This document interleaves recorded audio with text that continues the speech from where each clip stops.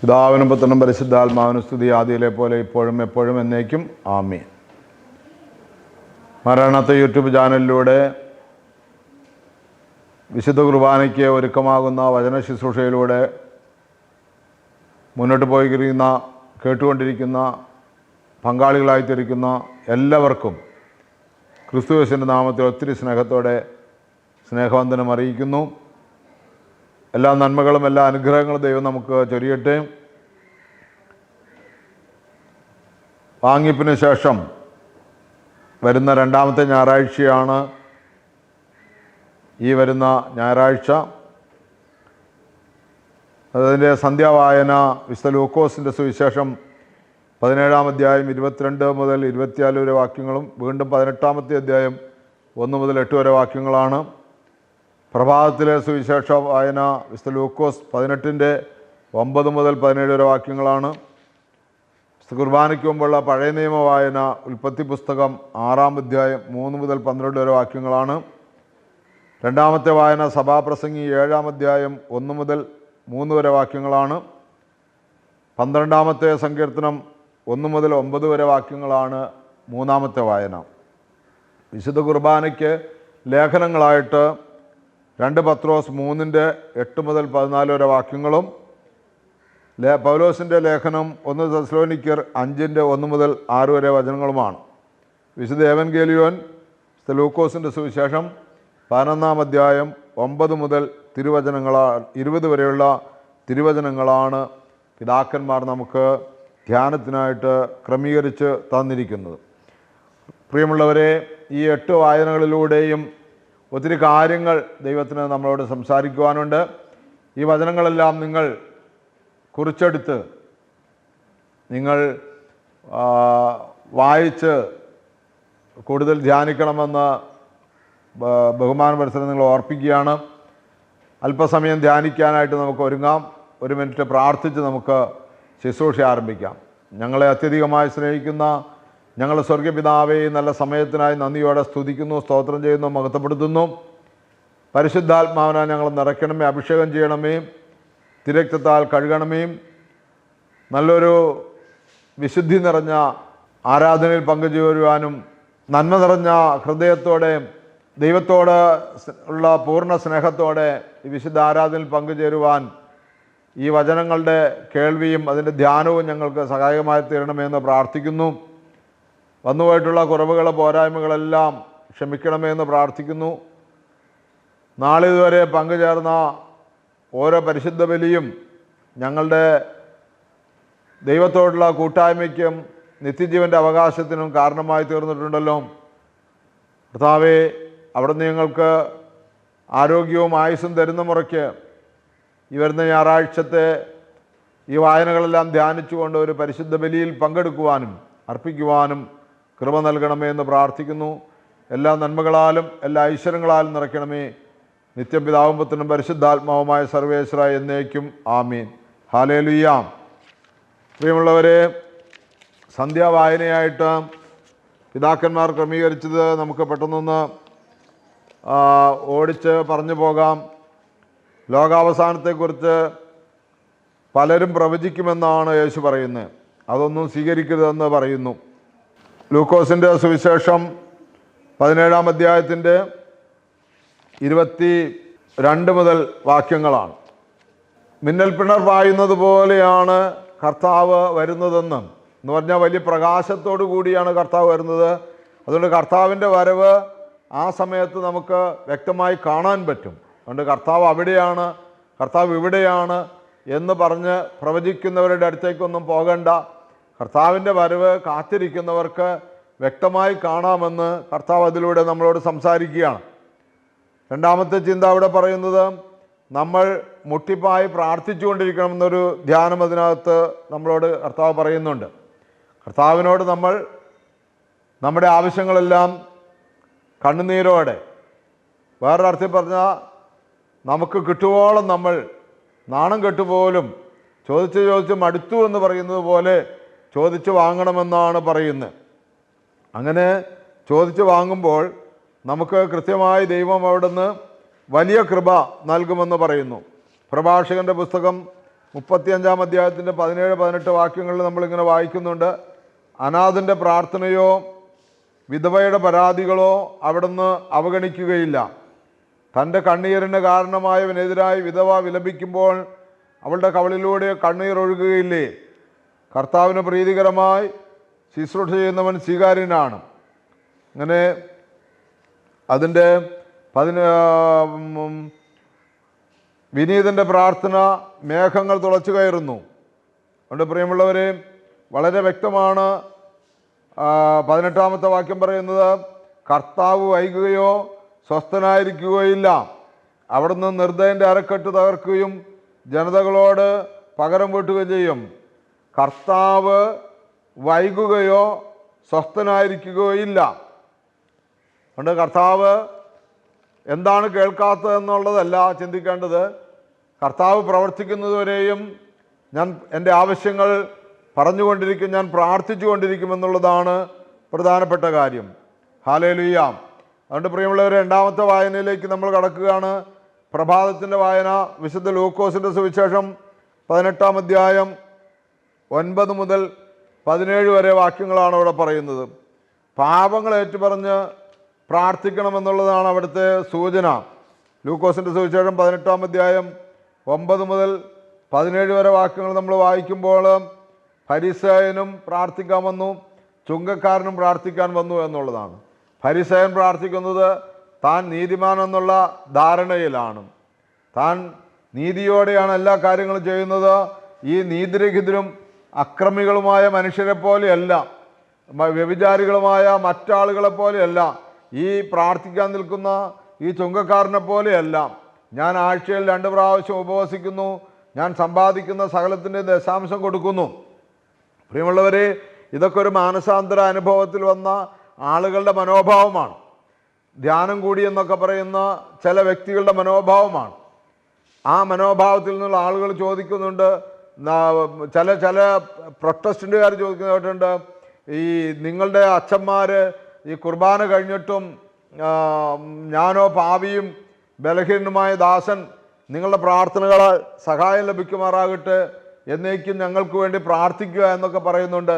അപ്പോൾ പാപിയായ മനുഷ്യൻ്റെ ബലി ദൈവം സ്വീകരിക്കുമോ എന്നൊക്കെ ചോദിച്ച് ഈ പ്രൊട്ടസ്റ്റന്റ് ചിന്താഗതിയുള്ളവരൊക്കെ അവരൊക്കെ പ്രാർത്ഥന കഴിഞ്ഞു, വലിയ സംഭവങ്ങളാണ്, അവർക്കൊന്നും ഇനി പാപമില്ല എന്നൊക്കെ ചിന്തിക്കുന്ന ആളുകൾ പലരും എന്നോട് സംസാരിച്ചിട്ടുണ്ട്. എൻ്റെ ശുശ്രൂഷാ ജീവിതത്തിൻ്റെ ഒരു മധ്യഘട്ടത്തിലൊക്കെ വന്നപ്പോൾ അവരുടെ കൂട്ടത്തിൽ ചേരണമെന്ന്, പ്രത്യേകിച്ച് എൻ്റെ കൂട്ടത്തിലൊക്കെ ശുശ്രൂഷ ചെയ്തിട്ടുള്ള പലരും ആ കൂട്ടത്തിലേക്ക് പോയപ്പോൾ അവരൊക്കെ എന്നെ ഒത്തിരി നിർബന്ധിച്ചിട്ടുണ്ട്. പ്രിയമുള്ളവർ, അതുകൊണ്ടാണ് ഞാൻ അങ്ങനെ പറഞ്ഞത്. കുറച്ചും കൂടി അനുതാപത്തിൽ വന്നു, അല്ലെങ്കിൽ കുറച്ചും കൂടി കൃപാവരത്തിലാണെന്ന് വിചാരിക്കുന്നവരുടെ ഉള്ളിലെ അഹംഭാവമാണ് ഇവിടെ യേശു സൂചിപ്പിച്ചത്. ഞാൻ ആ കാണുന്ന പാപിയെ പോലെയല്ല, ഞാൻ ആ കാണുന്ന ചുങ്കക്കാരനെ പോലെയല്ല, ഞാൻ ആ വ്യഭിചാരിയെ പോലെയല്ല, ഞാൻ കൃത്യമായിട്ട് ഉപവസിക്കുന്നു, ഞാൻ ദശാംശം കൊടുക്കുന്നു, ഞാൻ ഈ കാര്യങ്ങളൊക്കെ ചെയ്യുന്നുണ്ട്, അതുകൊണ്ട് എൻ്റെ പ്രാർത്ഥന കേൾക്കണമേ എന്ന ഇവിടെ ഒരു ഫരിസേയൻ്റെ പ്രാർത്ഥന കർത്താവ് ചൂണ്ടിക്കാണിക്കുകയാണ്. എന്നാൽ ആ ചുങ്കക്കാരനാകട്ടെ ദൂരെ നിന്ന് സ്വർഗത്തിലേക്ക് കണ്ണുകൾ ഉയർത്താൻ പോലും ധൈര്യപ്പെടാതെ മാറത്തടിച്ചുകൊണ്ട് ദൈവമേ പാപിയായി എന്നിൽ കനിയണമേ എന്ന് പ്രാർത്ഥിച്ചു. അവൻ പാപിയാണെന്നും അവൻ്റെ പാപങ്ങൾ ഓരോന്നും അവൻ ഏറ്റുപറഞ്ഞുകൊണ്ട് പ്രാർത്ഥിക്കുകയാണ്. അവൻ നെഞ്ചത്തടിച്ചുകൊണ്ട് നിലവിളിക്കുകയാണ്, മഹാപാപിയായ എൻ്റെ മേൽ കരുണ ആയിരിക്കണമേ എന്നും. എന്നിട്ട് യേശുവിൻ്റെ അവസാനം പറയാണ്, തന്നെത്താൻ ഉയർത്തുന്നവരെല്ലാം താഴ്ത്തപ്പെടും, തന്നെത്താൻ താഴ്ത്തുന്നവനെല്ലാം ഉയർത്തപ്പെടും. ആ പ്രാർത്ഥനയ്ക്കൊരു പൊതു മാനദണ്ഡം പറയുന്നത് താഴ്മയോടെ, ഞാൻ മഹാപാപിയാണ്. അപ്പോൾ ആ വൈദികൻ്റെ പ്രാർത്ഥന കറക്റ്റാണ്. കാരണം എന്താണ്? ആ വൈദികൻ ബലഹീനനായിരിക്കെ ബലവാനായവൻ ആ വൈദികൻ്റെ ജനത്തിനും വേണ്ടി, ദൈവജനത്തിനും വേണ്ടി ഇറങ്ങി വന്നു. കാസായാലും പീലാസായാലും അടങ്ങി നിൽക്കുന്ന അപ്പത്തിലും വീഞ്ഞിലും ഇറങ്ങി വന്ന് കർത്താവിൻ്റെ തിരുശരീരക്തങ്ങളായി മാറി. ആ തൃത്വമൊഴികെ ബാക്കി എല്ലാവരും ഏത് സമയത്തും ബലഹീനതയുള്ളവരാണെന്നും ബലഹീനതയിലേക്കാണ് എല്ലാവരും കടന്നു വന്നതെന്നും തിരിച്ചറിയണം പ്രിയമുള്ളവരെ. അതുകൊണ്ട് നമ്മുടെ ജീവിതത്തിൽ ഓരോ ദിവസവും ഉണ്ടാകുന്ന കുഞ്ഞു കുഞ്ഞു പാപങ്ങൾ, യോഹന്നാൻ്റെ 1-ാം ലേഖനത്തിൽ പറയുന്ന പോലെ മാരകമായ പാപം, ലഘുപാപം, ഇതേത് പാപങ്ങളാണെന്നൊക്കെ അറിഞ്ഞ് പാപബോധം വന്ന് മാരകപാപങ്ങളൊക്കെയാണ് വരുന്നതെങ്കിൽ എന്താ പറയുന്നത്, കുമ്പസാരിച്ചും ലഘുപാപങ്ങളൊക്കെ ആണെങ്കിൽ പ്രിയമുള്ളവരെ ഹൂസോയ പ്രാർത്ഥനയുടെയൊക്കെ തീരുമെന്ന് സഭ പഠിപ്പിക്കുന്നു. എങ്കിൽ തന്നെയും വിശുദ്ധ കുമ്പസാരം നടത്തുന്നതിന് ഇന്ന കണ്ടീഷനൊക്കെ പറയുന്നുണ്ട്, ഇത്ര സമയത്തിനുള്ളിൽ നടത്തണമെന്നൊക്കെ സഭ പഠിപ്പിക്കുന്നുണ്ട്. അതനുസരിച്ച് മുന്നോട്ട് പോയി തീർത്തും അനുതാപമുള്ള വ്യക്തിത്വങ്ങളായി തീരുവാൻ യേശു പഠിപ്പിക്കുകയാണ്. അതിന് പറയുന്നത് ഒരു കുഞ്ഞിനെ പോലെ, ശിശുവിനെ പോലെ നിഷ്കളങ്കനായി തീരണമെന്നാണ് അവിടെ നമ്മളെ ഓർപ്പിക്കുന്നത്. അതുകൊണ്ട് ആ ഭാഗം വിടട്ടെ പ്രിയമുള്ളവരെ. അങ്ങനെ നമുക്ക് വിശുദ്ധ കുർബാനയ്ക്ക് മുമ്പുള്ള എന്താ പറയുന്നത് പഴയ നിയമ വായനകൾ നമുക്ക് അല്പസമയം ചിന്തിക്കാം. ഉൽപ്പത്തി പുസ്തകം 6-ാം അധ്യായം 3 മുതൽ 12 വരെ വാക്യങ്ങളാണ്. അത് പ്രധാനമായൊരു ഭാഗമാണ്. മനുഷ്യനെ ദൈവം സൃഷ്ടിച്ചു സ്നേഹത്തോടെ, ഒത്തിരി വാത്സല്യത്തോടെ, ഒത്തിരി പ്രത്യാശയോടെ, കൂട്ടായ്മ, ദൈവത്തോട് ഉള്ള കൂട്ടായ്മയിൽ സൃഷ്ടിച്ചു, ദൈവത്തിൻ്റെ സ്വരൂപത്തിൽ സൃഷ്ടിച്ചു. എന്നാൽ ദൈവത്തിന് ആ സൃഷ്ടികർമ്മത്തിൽ സങ്കടം തോന്നിയിട്ട് ദൈവം അവനെ നശിപ്പിക്കാൻ തീരുമാനിക്കുന്ന ഭാഗമാണ്. എന്താണ് നശിപ്പിക്കാൻ കാരണമെന്ന് ബൈബിൾ പണ്ഡിതന്മാർ പറയുന്നത് എന്താണ്? ദൈവം മനുഷ്യന് നൽകുന്ന സമാധാനം സ്വീകരിക്കേണ്ടതിന് പകരം മനുഷ്യൻ എപ്പോഴും ദൈവത്തിൽ നിന്നും മനുഷ്യന്മാർ തമ്മിലും അകലുന്നത് കൊണ്ട് ദൈവം ദുഃഖിക്കുന്നു. ഇന്നും നമ്മുടെ ജീവിതത്തിൽ പ്രിയമുള്ളവരെ ദൈവത്തിൽ നിന്ന് നമ്മൾ അകലുന്നു, തമ്മിൽ മനുഷ്യരിൽ നിന്നും അകലുന്നു. അതുകൊണ്ട് അവിടെ എന്ത് സംഭവിക്കുകയാണ്? ദൈവം അങ്ങനെ മനുഷ്യനെ സൃഷ്ടിച്ചിൽ വേദനിച്ചപ്പോൾ മനുഷ്യൻ്റെ ജീവിതത്തിൽ എന്നും ദൈവത്തിൻ്റെ ആത്മാവ് കൂടിയിരിക്കാൻ മനുഷ്യൻ സമ്മതിക്കുന്നില്ല എന്നുള്ളത് കൊണ്ട് അവൻ്റെ ആയുസ് കുറച്ചു എന്ന് എഴുതിയിരിക്കുകയാണ്. ആയുസ് കുറച്ചു. ഒപ്പം തന്നെ അവരെ നശിപ്പിക്കാനും തീരുമാനിച്ചു. അതുകൊണ്ട് പ്രിയമുള്ളവരെ, നമ്മുടെ ജീവിതത്തിൽ ഈ കാലഘട്ടത്തിൽ മനുഷ്യൻ്റെ ആയുസ് കുറഞ്ഞിരിക്കുകയാണ്. നോഹയുടെ കാലത്തെ പോലെ തന്നെ തിന്മകൾ വർദ്ധിച്ചതുകൊണ്ടായിരിക്കാം മനുഷ്യൻ്റെ ആയുസ് ഇപ്പോൾ വളരെ കുറവാണ്. പെട്ടെന്നാണ് ആളുകൾ ആയുസ് എത്താതെ മരിക്കുന്നു എന്ന് പറയുന്നത് പോലെയൊക്കെയാണ്. സങ്കടങ്ങളാണ് വരുത്തി വെക്കുന്നത്. എന്ത് ചെയ്യണം, ഏത് ചെയ്യണമെന്നൊന്നും അറിയില്ലാത്ത രീതിയിൽ മനുഷ്യൻ വളരെ സങ്കടത്തിലാണ്. അവിടെ നോഹ എന്ന് പറയുന്ന വ്യക്തി കർത്താവിൻ്റെ പ്രീതിക്ക് പാത്രമായി. നോഹ നീതിമാനായിരുന്നു, അല്ലെങ്കിൽ നോഹ വിശ്വസ്തനായിരുന്നു എന്നാണ്. അപ്പോൾ അത് പിതാക്കന്മാർ നോഹ എന്തുകൊണ്ട് ദൈവത്തിൻ്റെ പ്രീതിക്ക് പാത്രമായി എന്ന് ചോദിച്ചാൽ ഉടമ്പടിയുടെ ബന്ധത്തോട് വിശ്വസ്തതയുള്ളവൻ എന്ന നിലയ്ക്കാണ്. ദൈവവുമായിട്ടുള്ള ഉടമ്പടിയിൽ എന്ന് പറഞ്ഞാൽ തിന്മ ചെയ്യരുത് എന്ന് പറയുന്ന, അല്ലെങ്കിൽ നന്മ ചെയ്യണമെന്ന് പറയുന്ന ആ ഉടമ്പടിയിൽ വിശ്വസ്ത പുലർത്തി. ഉടമ്പടിയുടെ ബന്ധത്തോട് വിശ്വസ്തതയുള്ളവൻ അഥവാ ശരിയായ ബന്ധം പാലിക്കുന്നവൻ എന്നാണ് നീതിമാൻ എന്ന വാക്കിൻ്റെ അർത്ഥം. ഇത് നമ്മളെല്ലാവരും അറിഞ്ഞിരിക്കട്ടെ. നീതിമാൻ എന്ന വാക്കിൻ്റെ അർത്ഥം ബൈബിൾ വ്യാഖ്യാതാക്കൾ പറയുന്നത് വിശ്വസ്തതയുള്ളവൻ, ഉടമ്പടിയോട്, ദൈവവുമായിട്ടുള്ള ഉടമ്പടിയോട് വിശ്വസ്തതയുള്ളവൻ അഥവാ ശരിയായ ബന്ധം പാലിക്കുന്നവൻ. അപ്പോൾ ദൈവവുമായിട്ടുള്ള ബന്ധം ശരിയായ രീതിയിൽ പാലിക്കുന്ന നോഹ രക്ഷപ്പെട്ടു എന്നാണ്. വീണ്ടും അടുത്ത 2-ാമത്തെ വായന പറയുന്നത് സഭാപ്രസംഗി 7-ാം അധ്യായം 1 മുതൽ 3 വരെ വാക്യങ്ങളാണ്. അവിടെ ദൈവത്തോടുള്ള ബന്ധം ദൈവം പറയുന്നത് എങ്ങനെയാണെന്നറിയുമോ? വിരുന്നുശാലയിൽ പോകുന്നതിനേക്കാൾ, അല്ലെങ്കിൽ സദ്യ ഒടുക്കുന്ന ഭവനങ്ങളിൽ പോകുന്നതിനേക്കാൾ നല്ലത് വിലാപ ഭവനത്തിൽ പോകുന്നതാണെന്ന്. സദ്യ ഉണ്ണുന്നതിനേക്കാൾ ശ്രേഷ്ഠം വിലാപ ഭവനത്തിൽ പോകുന്നതാണ്.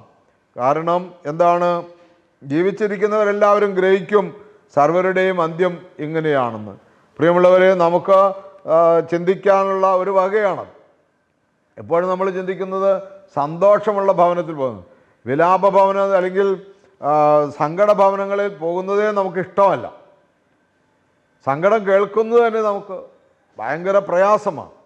അപ്പോൾ സങ്കടം കേട്ട് നമ്മൾ സന്തോഷിക്കാനുള്ള വക ശ്രദ്ധിക്കുകയാണ്. ചില ആളുകൾ അങ്ങനെയാണ്. സങ്കടം കേട്ടപ്പോൾ മദ്യം കഴിക്കാൻ തോന്നി, സങ്കടം കേട്ടപ്പോൾ അങ്ങനെ തോന്നി, ഇങ്ങനെ തോന്നി എന്നൊക്കെ പറഞ്ഞു. അതുകൊണ്ട് പ്രിയമുള്ളവരെ, സന്തോഷഭവനത്തേക്കാൾ നല്ലത് സങ്കടഭവനമെന്ന് സഭാപ്രസംഗി പറയുന്നതിൻ്റെ കാരണം എന്താണെന്ന് ചോദിച്ചു കഴിഞ്ഞാൽ, മരണവീടാണ് സന്തോഷ വീടിനേക്കാൾ നല്ലതെന്ന് പറയുന്നതിൻ്റെ കാരണം എന്ന് വെച്ചാൽ, സന്തോഷത്തിൽ പലപ്പോഴും തിന്മകൾ കയറിക്കൂടും. ദുഃഖത്തിൽ മുഖം മ്ലാനമായിരുന്നാലും പ്രിയമുള്ളവരെ, അത് ഉള്ളിൽ ആത്മീയ സന്തോഷം നിറയാൻ സാധ്യതയുണ്ട്. അതുകൊണ്ട് പ്രിയമുള്ളവർ, മൂന്നാമത്തെ വാക്യം പറയുന്നത് സൽപ്പേര് മേൽത്തരം പരിമള തൈലത്തേക്കാൾ നല്ലതാണെന്നാണ്. സൽപ്പേരുണ്ടാവും നമുക്ക്.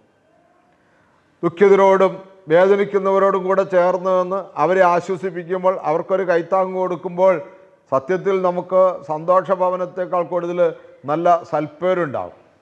നല്ല മേൽത്തരം തൈലങ്ങളൊക്കെ പൂശി നമ്മൾ സന്തോഷഭവനങ്ങൾ കയറി ഇറങ്ങി നടക്കുന്നതിനേക്കാൾ സൽപ്പേര് ദുഃഖിക്കുന്നവരോട് കൂടെയാണ്.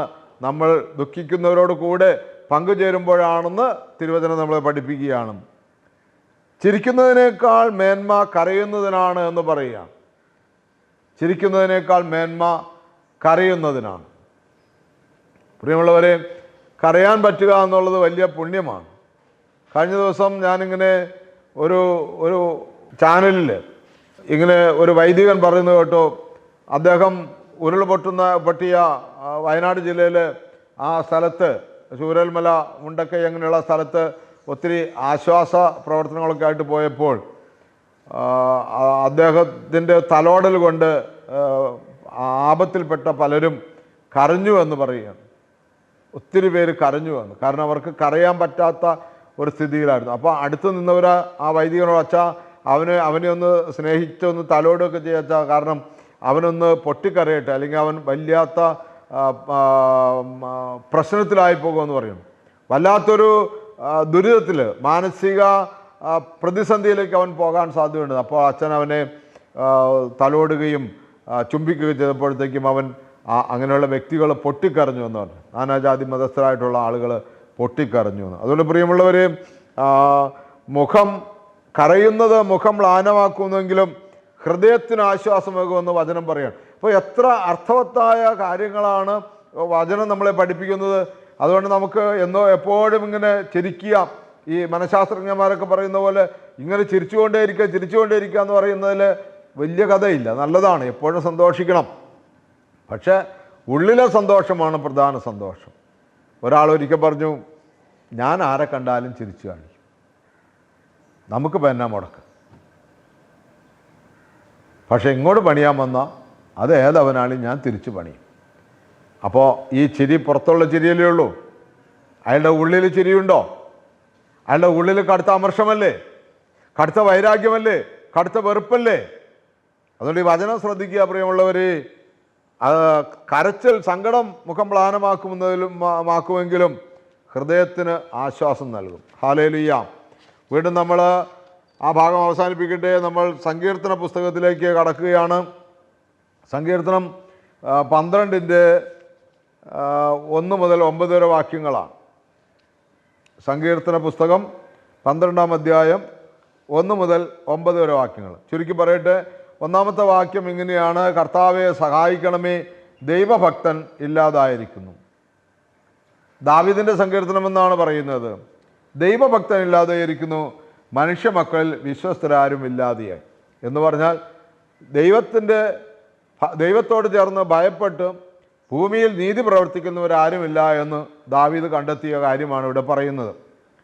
അതുകൊണ്ട് നമ്മളും പരിശോധിക്കുക. ഞാൻ നേരത്തെ സൂചിപ്പിച്ചു, ബൈബിൾ വ്യാഖ്യാതാക്കൾ പറയുന്നു, നീതിമാൻ എന്ന് പറയുന്നത് ഉടമ്പടിയുമായി ബന്ധപ്പെട്ട് വിശ്വസ്ത പുലർത്തുന്നവരാണ്. ദൈവവുമായിട്ട് ബന്ധപ്പെട്ട് വിശ്വസ്ത പുലർത്തുന്നവരെയാണ് നീതിമാൻ എന്ന് വിളിക്കുന്നത്. അതുകൊണ്ട് പ്രിയമുള്ളവർ, അവിടെ ഭക്തന്മാരില്ലാതെയായിരിക്കുന്നു എന്ന് പറയുമ്പോൾ ഇന്നത്തെ സ്ഥിതിയിൽ ഭക്തന്മാരുടെ എണ്ണം കൂടുതലാണ്. എവിടെ നോക്കിയാലും ഭക്തരാണ്. പക്ഷേ ഈ കാലഘട്ടത്തിൽ ഭക്തന്മാരുടെ എണ്ണം കൂടുതലും ശക്തിയിൽ നിന്ന് അകന്നിരിക്കുന്നവരുമാണ്.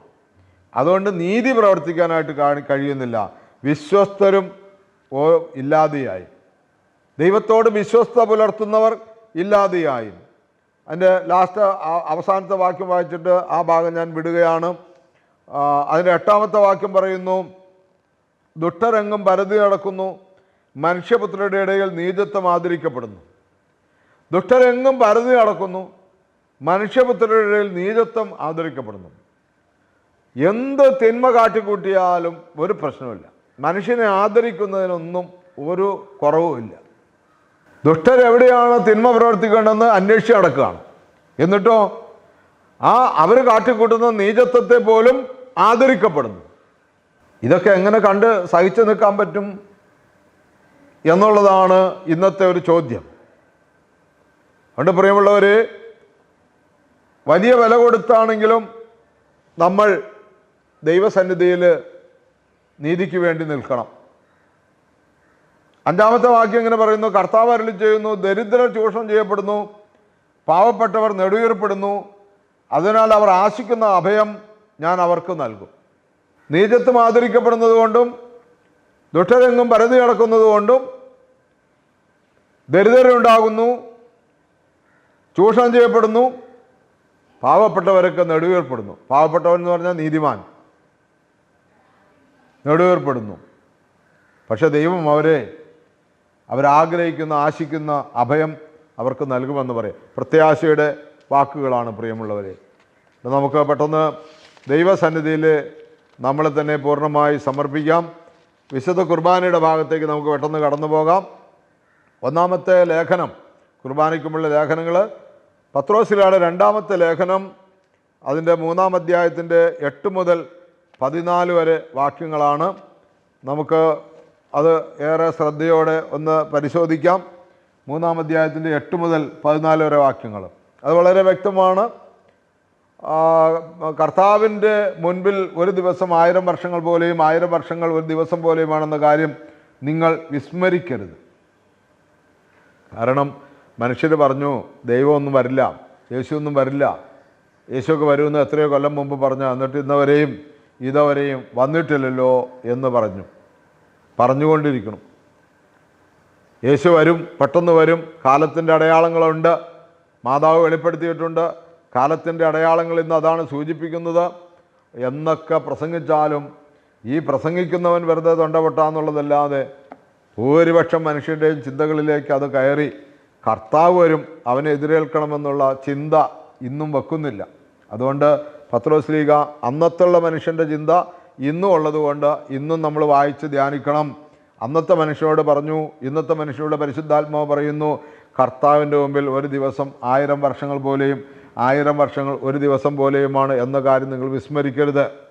കാലവിളംബത്തെക്കുറിച്ച് ചിലർ വിചാരിക്കുന്ന പോലെ കർത്താവ് തൻ്റെ വാഗ്ദത്തങ്ങൾ പാലിക്കുന്നതിൽ താമസം വരുത്തുന്നില്ല. ആരും നശിച്ചു പോകാതെ എല്ലാവരും അനുദപിക്കണമെന്ന് അവിടുന്ന് ആഗ്രഹിക്കുന്നുണ്ട്. നിങ്ങളോട് ദീർഘക്ഷമ കാണിക്കുന്നുവെന്നേ ഉള്ളൂ. അതാണ് പ്രിയമുള്ളവരെ പത്രോസിൻ്റെ ലേഖനത്തിൽ നിന്നുള്ള വായന. തുടർന്ന് നിങ്ങളത് വായിച്ചോളണം.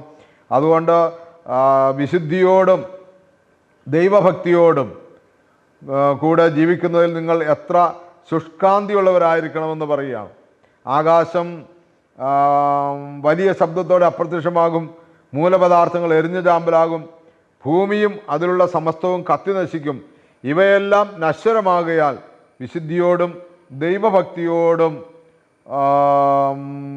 കൂടെ ജീവിക്കുന്നതിൽ നിങ്ങൾ എത്ര ശുഷ്കാന്തിയുള്ളവരായിരിക്കണം. നമ്മുടെ ചുറ്റുപാടും കാണുന്ന ഈ പ്രതിസന്ധികൾ, പ്രശ്നങ്ങളൊക്കെ നമ്മൾ കണ്ടതാണല്ലോ പ്രിയമുള്ളവരെ. ഒരു പ്രദേശം തന്നെ നശിച്ചു പോയത്.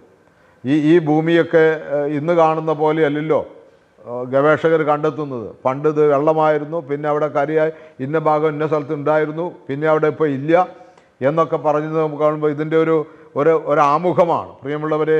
ഈ ഭൂമിയിലെ മൂലപദാർത്ഥങ്ങളെല്ലാം കത്തിച്ചാമ്പലാകുന്നതിൻ്റെയും ആകാശം ഒഴിഞ്ഞു പോകുന്നതിൻ്റെയൊക്കെ ഒരു ആമുഖമായിട്ടാണ് ഇങ്ങനെ നമ്മൾ കാണുന്നത്. അതുകൊണ്ട് ഓരോ വിശുദ്ധ കുർബാന, ഞാനൊരു വിശുദ്ധ കുർബാനയിൽ ശുശ്രൂഷയ്ക്ക് സഹായിച്ചുകൊണ്ടിരുന്നപ്പോൾ ഒരു പ്രായമായ ഒരു അച്ഛനാണ് കുർബാന ചൊല്ലുന്ന ഒരു ധ്യാന കേന്ദ്രത്തിലാണ്. അപ്പോൾ ശുശ്രൂഷക്കാരെ ഞങ്ങളാകെ 2 പേരുള്ളൂ. പക്ഷേ അച്ഛൻ കാസായും വിലാസം എടുത്ത് പടിഞ്ഞാട്ട് തിരിയുന്ന സമയത്ത് ഈ മറ വലിക്കാൻ ലേശം സെക്കൻഡുകൾ വൈകിയപ്പോൾ ഞങ്ങൾ കുർബാന കഴിഞ്ഞ് ചായ പിടിച്ചിരുന്നപ്പോൾ അച്ഛൻ പറഞ്ഞു ഞങ്ങളോട്, അത് ഒരു കാരണവശാലും അത് വൈകാൻ പാടില്ല, അത് പെട്ടെന്നായിരിക്കണം, ആ തിരിയുന്ന സെക്കൻഡുകൾക്കുള്ളിലായിരിക്കണം. കാരണം എന്താണെന്ന് വെച്ചാൽ അത് യേശുക്രിസ്തുവിൻ്റെ 2ാമത്തെ വരവെങ്കിൽ ആകാശം ചുരുട്ടി മാറ്റപ്പെടുന്നു എന്നുള്ളതിൻ്റെ പ്രതീകമാണെന്ന്.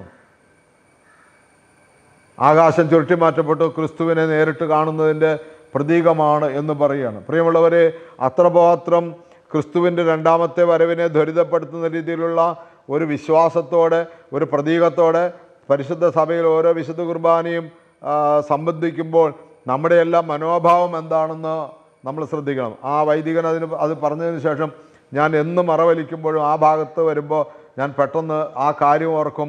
ഒട്ടും കാലതാമസം വരത്തില്ല. മുൻപേ തന്നെ മനസ്സുകൊണ്ട് ചിന്തിച്ച് വെക്കും ഇന്ന സമയത്ത് അത് ചെയ്തിരിക്കണമെന്നുള്ളത്. എൻ്റെ പ്രിയമുള്ളവരെ, അത് വളരെ വ്യക്തമാണ്. വീണ്ടും രണ്ടാമത്തെ ലേഖനം തെസ്സലോനിക്ക ലേഖനത്തിൽ നിന്നാണ്. തെസ്സലോനിക്ക ലേഖനം 5-ാം അധ്യായത്തിൻ്റെ 1 മുതൽ 6 വരെ വാക്യങ്ങളാണ്. 1 തെസ്സലോനിക്കർ 5:1 മുതൽ 6 വരെ. അതും ഇതോട് ചേർന്ന് തന്നെയാണ് പൗലോസ് അപ്പോസ്തലൻ പറയുന്നതാണ്. പൗലോസ് അപ്പോസ്തലൻ പത്രോസിലെയും ഒരേ കാര്യം തന്നെയാണ് പറയുന്നത്. സഹോദരരെ, സമയങ്ങളെയും കാലങ്ങളെയും സംബന്ധിച്ച് നിങ്ങൾക്ക് ഞാൻ എഴുതേണ്ടതില്ല. കാരണം രാത്രിയിൽ കള്ളൻ എന്ന പോലെ കർത്താവിൻ്റെ ദിനം വരുമെന്ന് നിങ്ങൾക്ക് നന്നായി അറിയാം. സമാധാനവും ഭദ്രതയെന്ന് അവർ പറഞ്ഞുകൊണ്ടിരിക്കുന്ന തന്നെ ഗർഭിണിക്ക് പ്രസവവേദന ഉണ്ടാകുന്ന പോലെ പെട്ടെന്ന് നാശം അവരുടെ മേൽ നിപതിക്കും. അതിൽ നിന്ന് അവർ രക്ഷപ്പെടുകയില്ല. നമ്മളൊക്കെ സമാധാനം, ഭദ്രത എന്നൊക്കെ പറഞ്ഞിരിക്കുമ്പോൾ ഇനിയൊരു പ്രശ്നവുമില്ല, എല്ലാം ഓക്കെ ആയെന്ന് പറഞ്ഞിരിക്കുന്ന സമയത്ത് ഗർഭിണിക്ക് പ്രസവവേദന എന്ന പോലെ ഈ സങ്കടങ്ങൾ നമ്മുടെ ജീവിതത്തിൽ ഉണ്ടാകുമെന്ന് പറയുകയാണ്. അതുകൊണ്ട് അതിൻ്റെ എന്താ പറയുന്നത്, 6-ാമത്തെ വാക്യം ഇങ്ങനെയാണ് പറയുന്നത്: നിങ്ങളെല്ലാവരും പ്രകാശത്തിൻ്റെയും പകലിൻ്റെയും പുത്രന്മാരാണ്. നമ്മിൽ ആരും തന്നെ രാത്രിയുടെയോ അന്ധകാരത്തിൻ്റെയോ മക്കളല്ല. അതിനാൽ മറ്റുള്ളവരെ പോലെ ഉറങ്ങിക്കഴിയാതെ നമുക്ക് ഉണർന്ന് സുബോധമുള്ളവരായിരിക്കാം. മറ്റുള്ളവരെ പോലെ ഉറങ്ങിക്കഴിയാതെ ഉണർന്ന് സുബോധമുള്ളവരായിരിക്കാം എന്ന് ദൈവത്തിൻ്റെ വചനം നമ്മളോട് പറയുകയാണ്. എൻ്റെ പ്രിയമുള്ളവരെ, നമുക്ക് വീണ്ടും അവിടെ നിന്ന് ഏവൻഗേലിയൻ ഭാഗത്തേക്ക് വരാം. ദൈവം നമ്മളെ ശക്തമായിട്ട് അനുഗ്രഹിക്കട്ടെ. നമുക്ക് ഉണർന്ന് വേല ചെയ്യുവാനുള്ള കൃപ തരട്ടെ. ഏവൻഗേലിയൻ ഭാഗം വിശുദ്ധ ലൂക്കോസിൻ്റെ സുവിശേഷം 11-ാം അധ്യായത്തിൻ്റെ 9 മുതൽ 20 വരെ വാക്യങ്ങളാണ്. വളരെ വ്യക്തമാണ്, നമുക്കെല്ലാവർക്കും അറിയാവുന്ന വചനങ്ങളാണ്. എങ്കിലും അതൊന്ന് ഓടിച്ച് പറഞ്ഞു പോകാമെന്ന് വിചാരിക്കുന്നു. ലൂക്കോസിൻ്റെ സുവിശേഷം 11-ാം അധ്യായത്തിൻ്റെ 9 മുതൽ 20 വരെ തിരുവചനങ്ങൾ.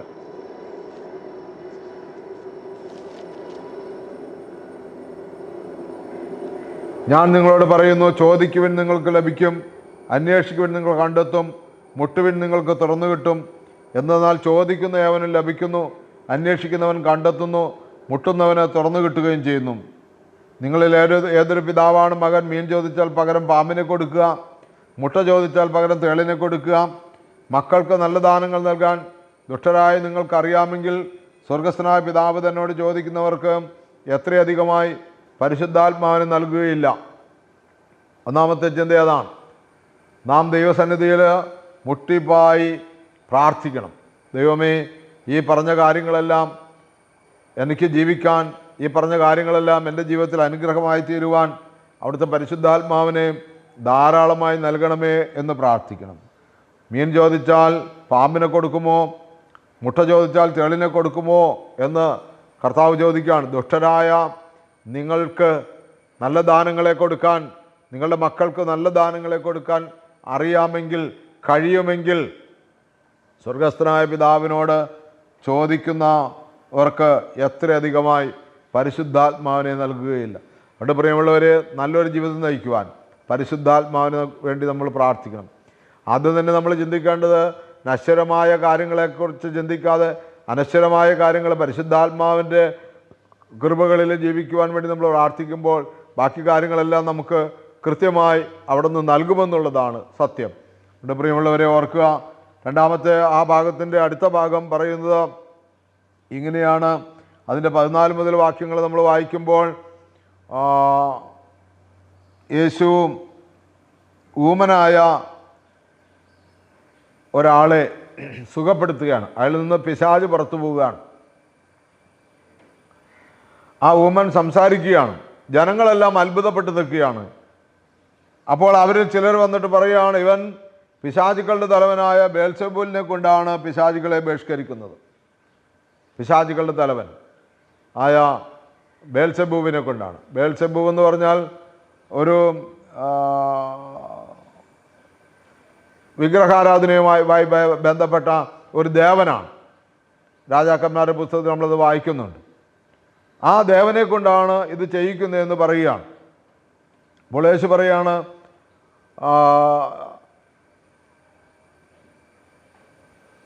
ബേൽസെബൂബിനെ കൊണ്ടാണ് ഞാൻ പിശാചുക്കളെ ബഹിഷ്കരിക്കുന്നെങ്കിൽ നിങ്ങളുടെ മക്കൾ ആരെ കൊണ്ടാണ്? നിങ്ങളുടെ മക്കളും അല്ലെങ്കിൽ നിങ്ങളുടെ ഇടയിലും പിശാചുക്കളെ ബഹിഷ്കരിക്കുന്ന അനുഭവമുണ്ടല്ലോ, രീതിയുണ്ടല്ലോ, അത് ആരെ കൊണ്ടാണെന്ന് ചോദിക്കുകയാണ്. അപ്പോൾ ചിലർ ആ കൂട്ടത്തിൽ യേശുവിനോട് ചോദിക്കുകയാണ്, ഈ അത്ഭുതം കണ്ടിട്ടും മതി വരുന്നില്ല, വീണ്ടും വിശ്വസിക്കാൻ വേണ്ടി അടയാളം ചോദിക്കുകയാണ്, പരീക്ഷിക്കുകയാണ്. അവർ ചിലർ അവൻ പിശാചുക്കളെ തന്നെ ബേൽസെബൂബിനെ കൊണ്ടാണ് പിശാചുക്കൾ ബഹിഷ്കരിക്കുന്നത്, വേറെ ചിലർ അവനെ പരീക്ഷിക്കുവാൻ സ്വർഗത്തിലൊരു അടയാളം അവനോട് ആവശ്യപ്പെട്ടു. അപ്പോൾ ഇങ്ങനെ ഏതു വിധത്തിലും യേശുവിനെ പീഡിപ്പിച്ച് തകർക്കുക എന്നുള്ള ചിന്തയല്ലാതെ യേശു ചെയ്യുന്ന പ്രവൃത്തികൾ കൊണ്ടോ യേശുവിൻ്റെ വചനം കൊണ്ടോ ദൈവത്തിലേക്ക് അടുക്കാമെന്ന് അവരൊരിക്കലും ആഗ്രഹിക്കുന്നില്ല.